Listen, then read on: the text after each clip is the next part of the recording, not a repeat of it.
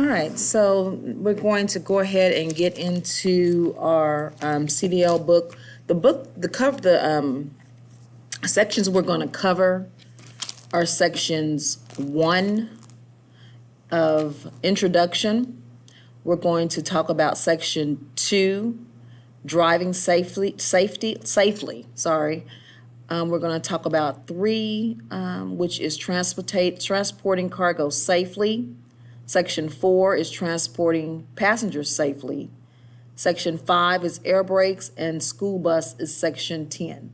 So those are the different sections we're going to talk about. We're going to should be able to get finished halfway through with driving safely, which is section 2. All right.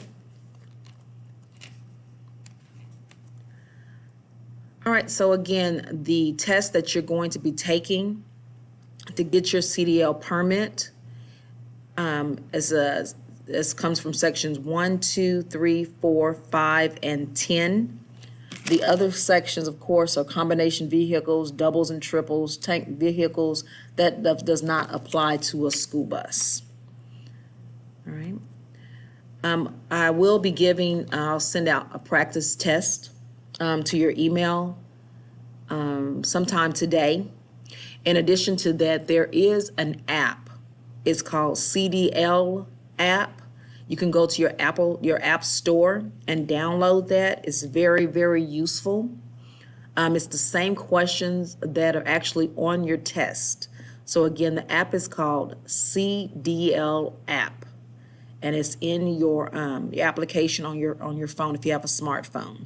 If not, you can definitely go to Google engine and put in CDL practice test.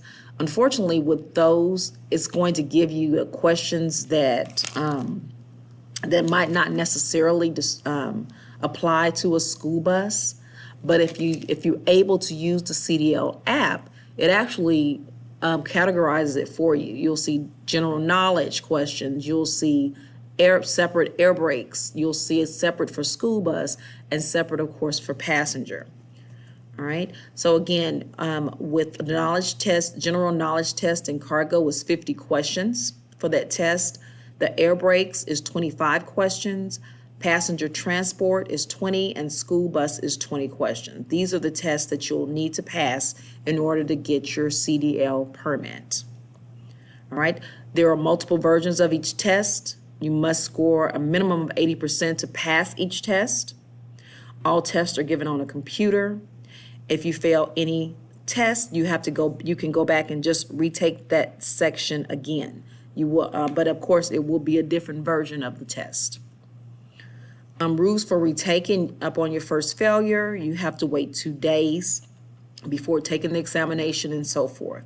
But definitely, we want you to pass on the first time. So using that, the information here that we're going to cover today, in addition to your book, also with that CDL app, you'll be able to pass it on the first go. Before you leave Department of Driver Services, make sure they've given you the 3 things. You have your permit, and the permit should be Class B, and it should say passenger and school bus endorsement. The information on your permit should be accurate, so of course, make sure, and they're going to ask you to make sure that, of course, everything is correct. And make sure you get your regular driver's license back. Again, this is a permit. It will expire. So in order for you to actually be able to still drive your vehicle, you need your regular driver's license back. So make sure that they give that back to you. Your CDL permit, Class B, passenger and school bus endorsement. The information that on your permit is accurate with your regular driver's license. And then again, once you receive your permit, send Kathleen an email. So send her an email with a copy of your permit. And what she will do is she'll set you up for your physical, your drug test, and of course your onboarding. Your onboarding, of course, is going down the Powers Ferry, taking your picture ID for your ID card, and of course they'll also cover any information about benefits. All right, so let's get started. So we're going to start on page 5 in our book, section 1. I believe this is page 5. 4. Page 4 in our book, section 1, introduction. And I'm going to actually, when I'm going through this, I'm going to say when is definitely a test question. I'm going to, so that definitely make sure you highlight that, go back and restudy it. Another thing as we're going through this book, I'm not going to read everything. So you, of course, need to study on your own. But I'm going to try and make sure I hit the things that I know that is definitely on the test. But again, you'll need to go back through and reread anything that we did not cover in class. All right, so the first one, and of course, going into this is definitely a test question. It says you must have a CDL to operate. I am again on page 4. I think this is 4 or 5, maybe 5 in your book. Under section 1, introduction. So on the left-hand side, it says, you must have a CDL to operate the following. Any single vehicle with the gross vehicle weight rating of 26,001 pounds or more, a combination vehicle weight with a gross combination weight of 26,001 pounds or more, a vehicle designed to transport 16 or more passengers, including the driver, any size vehicle which requires hazardous material placards or is carrying materials listed. Okay, those are the things that you have to have a CDL license to operate. And this is definitely a test question. You must know those 4 things. Okay. All right, so we're going to skip over to 1.3. I know it says 1.2 on the screen, but it's actually 1.3 under CDL disqualifications, and that should be as page 8. And make sure, of course, you go back and just, read through general qualifications of a driver. That's not any information that's on the test. I've not seen. 1.2 is just commercial driver's license, just the knowledge test and so forth. So you can kind of peruse through that information, but it's not a test question. 1.3 CDL disqualifications. You may not drive a commercial motor vehicle if you are disqualified for any reason. Okay, so 1.3.2, it is illegal to operate a commercial motor vehicle if your blood alcohol concentration is 0.04% or more. If you operate a CMV, you shall be deemed to have given your consent to alcohol testing. You will lose your CDL for at least 1 year for the first offense for the following: driving a commercial motor vehicle if your blood alcohol concentration is 0.04% or higher, driving a commercial motor vehicle under the influence of alcohol, refusing to undergo blood alcohol testing, driving a CMV while under the influence of a controlled substance, leaving the scene of an accident involving a CMV, committing a felony involving the use of a CMV, okay, driving a CMV when the CDL is suspended, causing a fatality through neglect operation of a CMV. Okay, you will lose your CDL for 1 year for those offenses. Okay, and that first one is definitely a test question. Okay, you will lose your CDL for 1 year if your blood alcohol concentration is 0.04% or higher. Okay, so the following, if you will lose your CDL for at least 3 years if the offense occurs while you are operating a CMV that is placard for hazardous materials. Okay, and then you will lose your CDL for life for a second offense. You will lose your CDL for life if you are using a CMV to commit a felony involving controlled substances. And it says you will be put out of service for 24 hours if you have any detectable amount of alcohol under 0.04%.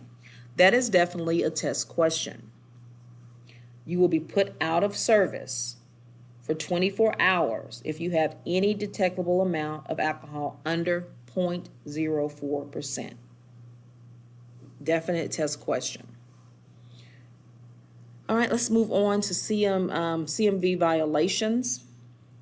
First, we're going to talk about serious traffic violations.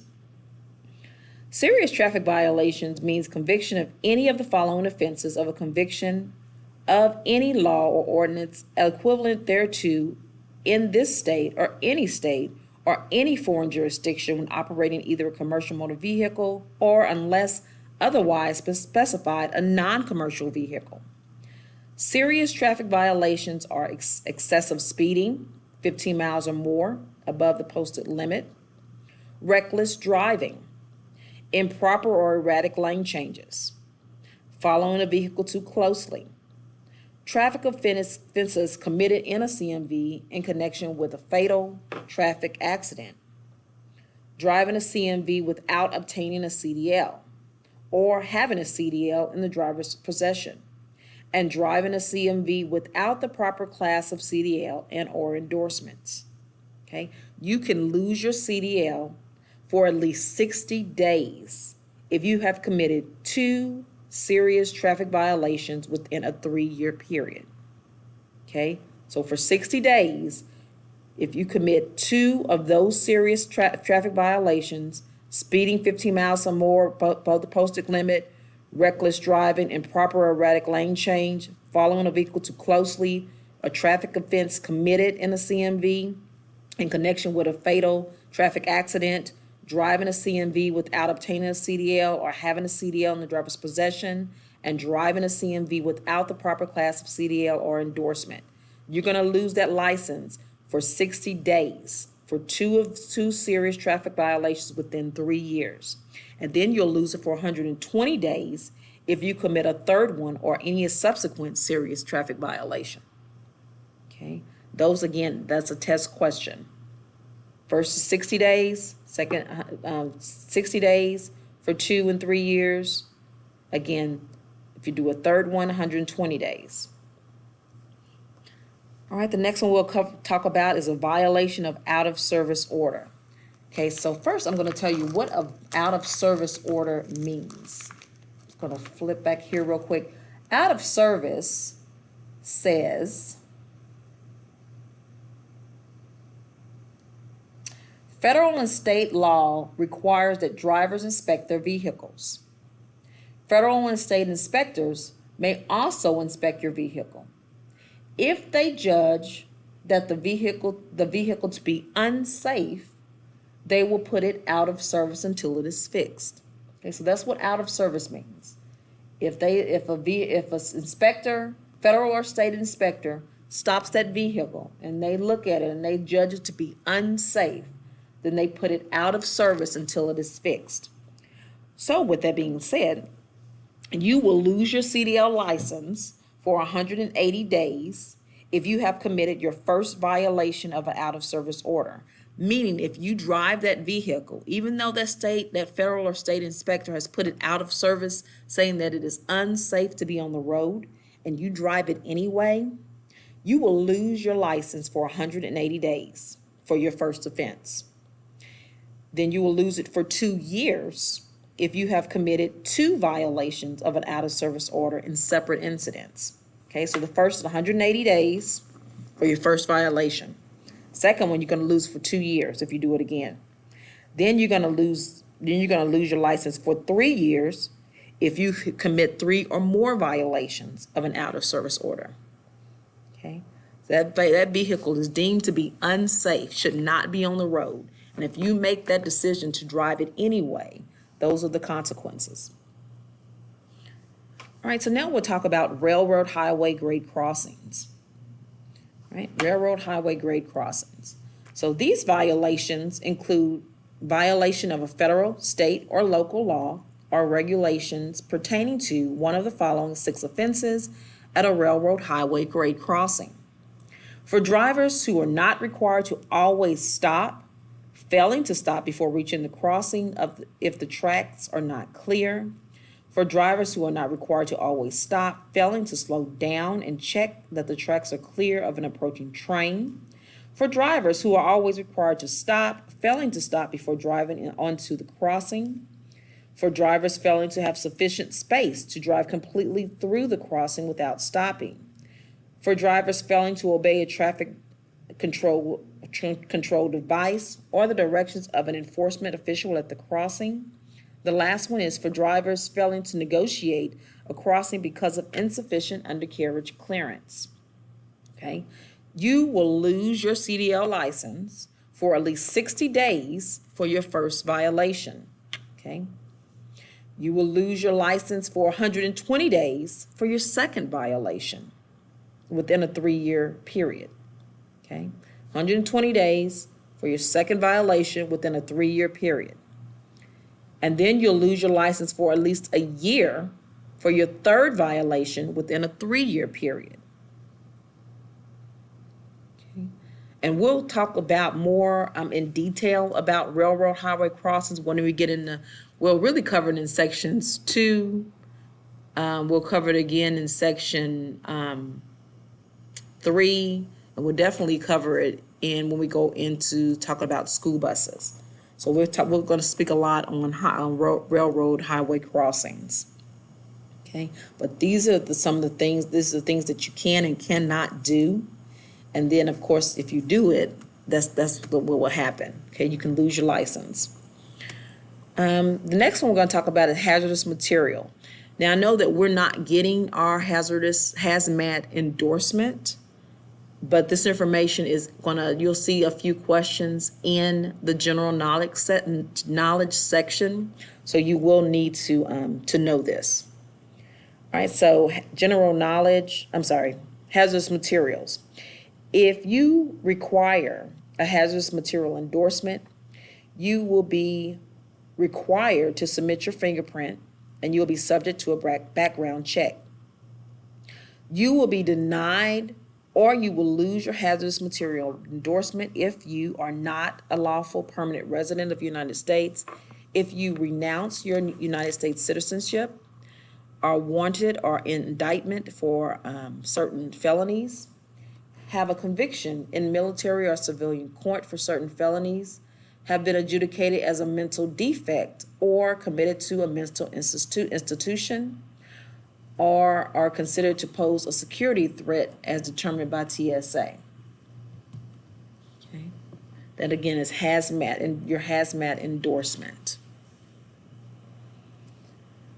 All right, 2 more in this section under 1.3.7 on page, I believe this is page 10.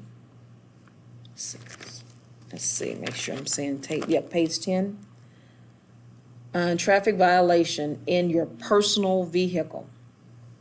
Okay, so it says if your privilege to operate your personal vehicle is revoked, if it's canceled or suspended due to violations of a traffic control law other than parking violation, you will lose your CDL driving privileges. If your privilege to operate your personal vehicle is revoked, if it is canceled or suspended due to alcohol, controlled substance, or felony violation, you will lose your CDL license for 1 year. If you are convicted of a second violation in your personal vehicle or CMV, you will lose your CDL for life. And we actually talked about that over on page 1 under section 1.3.2. Okay, so we talked about that a little bit there. So again, you can lose it for life. Then it says, if your license to operate your personal vehicle is revoked, canceled, or suspended, you may not obtain a hardship license to operate a CMV. Okay, you may not obtain a hardship license to operate a CMV.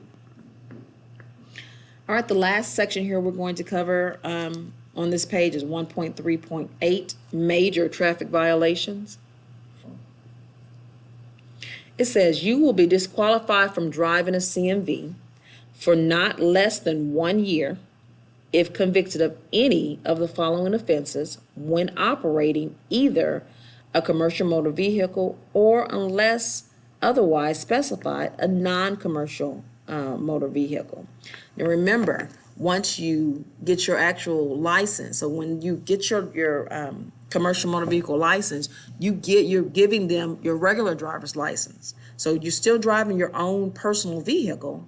So whatever you do in your personal vehicle will affect your commercial motor vehicle license. It will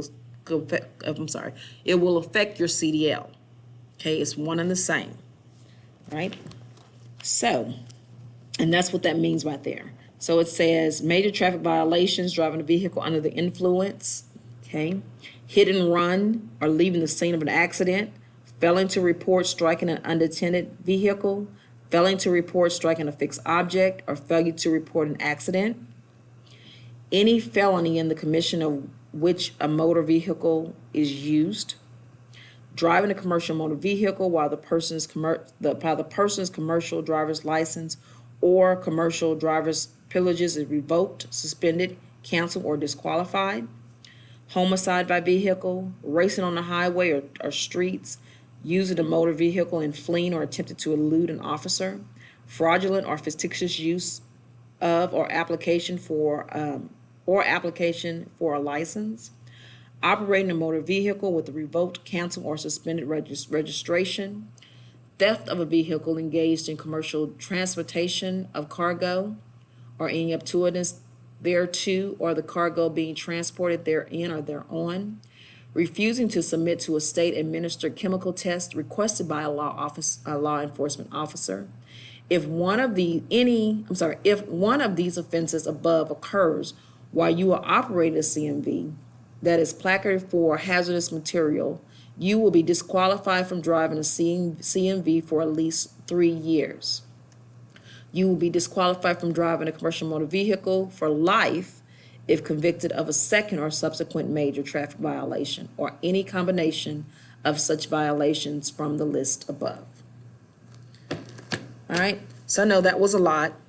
That's all the things how you can lose your license, okay? So we've covered all of that under, again, 1.3 CDL disqualifications, okay?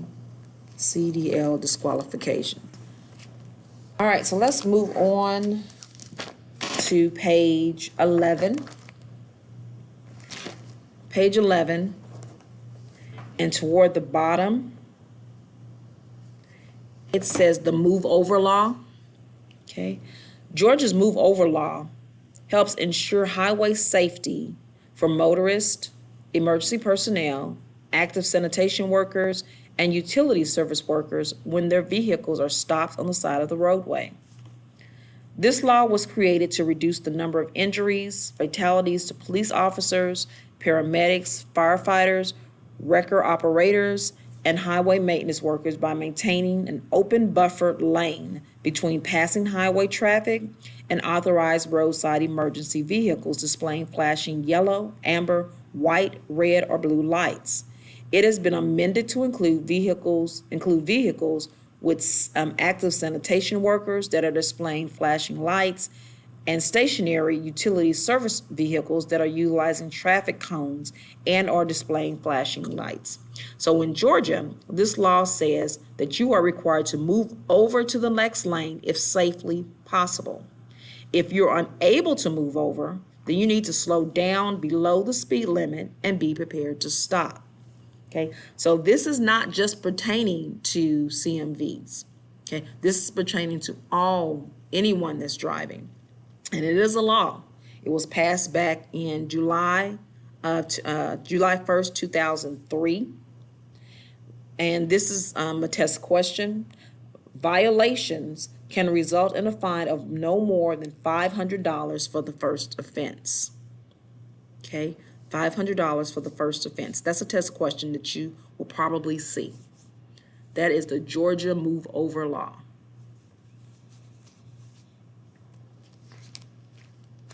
All right, let's move on. Under other CDL rules, I'm on page 12, 1.4, other CDL rules. There are other federal and state rules that affect drivers operating CMVs in all states. Among them are You cannot have more than one license. Okay, if you break this rule, a court will fine you up to $5,000 and put you in jail. Okay, that's a test question. You cannot have more than one license. $5,000, put you in jail.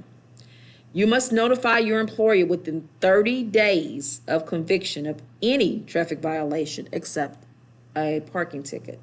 This is true no matter what vehicle you are driving.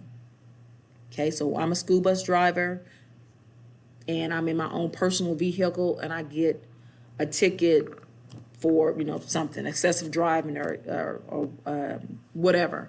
I have 30 days to tell my employer of that traffic violation. Okay, now in the book it says 30 days. Here, of course, in Fulton County Schools, you have to let your supervisor know immediately. But for test purposes, it's 30 days. Okay, you have to let your employer know within 30 days. And it says you must notify your motor vehicle licenses agency within 30 days if you have a conviction in any other jurisdiction of any traffic violation except parking. Again, this is true no matter what type of vehicle you are driving. Okay, you must notify motor vehicle licenses agency within 30 days. Then it says you must notify your employer within 2 business days if your license is suspended, revoked, canceled, or if it's disqualified from driving. Okay, you got 2 days, 2 business days to notify your employer. Again, for test purposes, it's 2 days. For Fulton County Schools, of course, it's immediate because what if you got it on that notice on a Wednesday, and then you're supposed to get up Thursday morning and drive. So you're not going to be able to drive because your license is suspended. So with Fulton County, of course, it's definitely immediately as soon as you get that notification. But for test purposes, again, it says 2 business days. Then it says you must give your employer information on all driving jobs you have held for the past 10 years. Okay, now of course you would do that when you filled out the application. Okay, you must give your employer all your driving jobs. No one can drive a commercial motor vehicle without a CDL license. Okay, a court may fine you up to $5,000 and put you in jail for breaking this rule. Okay, you have to have a commercial motor vehicle. You have to have a CDL to drive a CMV. And if you have a hazardous material endorsement, you must notify and surrender your hazardous material endorsement to the state that issued your CDL within 24 hours of any conviction or indictment in any jurisdiction. Okay. Your employer may not let you drive a commercial motor vehicle if you have more than one license or if your CDL is suspended or revoked. And a court will fine that employer up to $5,000 and put him or her in jail for breaking this rule. Okay, so if your employee is aware that you have more than one license, or if they're aware that your CDL is suspended or revoked, and they require that you drive that vehicle anyway, right? The court can fine that employer up to $5,000 and put them in jail for breaking that rule. All states are connected to one computerized system to share information about CDL drivers. The state will check on drivers' accident records to be sure that the driver does not have more than one CDL license. Okay, it's all computerized. All right, the next says it's just talking about, of course, you have to wear your seatbelt. You know that already, and you're not allowed to hold a mobile telephone to connect a voice communication or dial a mobile telephone by pressing more than a single button when you're driving. And then, of course, you're not allowed to read or send text messages. All right, so we're going to jump down to 1.5. 1.5, still on the same page, page 12. If you operate a CDL required vehicle in interstate commerce, the vehicle, with few exceptions, is required to be registered under the International Registration Plan and the International Fuel Tax Agreement. These federally mandated programs provide for the equitable collection and distribution of the vehicle license fees and motor fuel taxes for vehicles traveling through the 48 states of the United States and 10 Canadian provinces. All right? That's all you need to know about that. All right? I have just make sure that you know that international registration plan, international registration plan and international fuel tax agreement is just federally mandated program provided for the collection and distribution of vehicle licenses and motor fuel. Okay, make sure you're aware of that definition. I hadn't seen it on a test, but it's not saying that it could not be on a test. So just make sure that you're familiar with that term. All right, so we're going to skip over to page 13. Or actually, we're going to skip over to page 14. Sorry, page 14. Under 1.6, medical documentation requirements. Medical documentation requirements.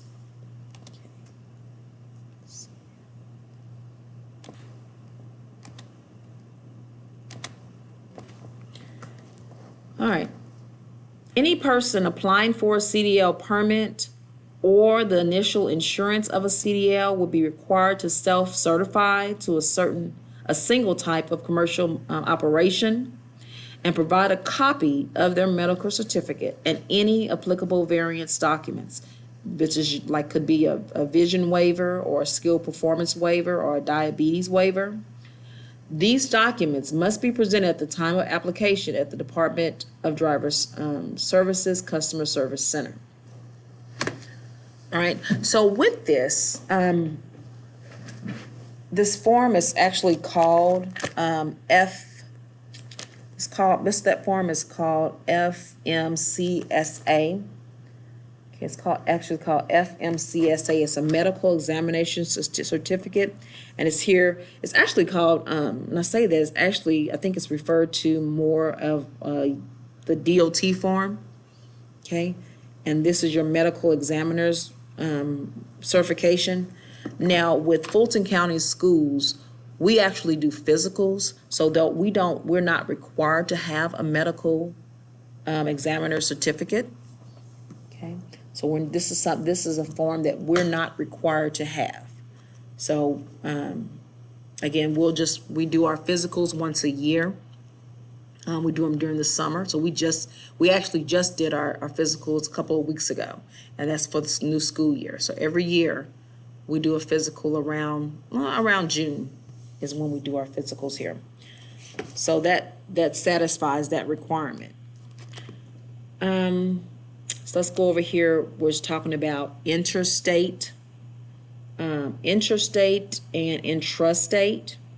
So I'm still on page 14. I'm kind of like toward the bottom on the middle section where it says interstate commerce is when you drive a CMV, and I'm on the last paragraph, on the last row rather, from one state to another state or a foreign country, between two places within a state, but during part of the trip, the CMV crosses into another state or foreign country, between two places within a state, but the cargo is part of a trip that began or will end in another state or foreign country.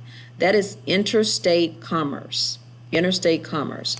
Okay, what we are, Fulton County, is we are intrastate commerce.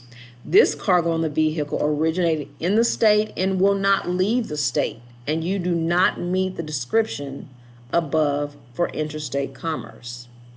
Okay, so for interstate commerce, then it says once you decide to operate, that you will operate or will operate in interstate commerce or intrastate commerce, you must decide whether you operate for or expect to operate in a non-expected or expected status.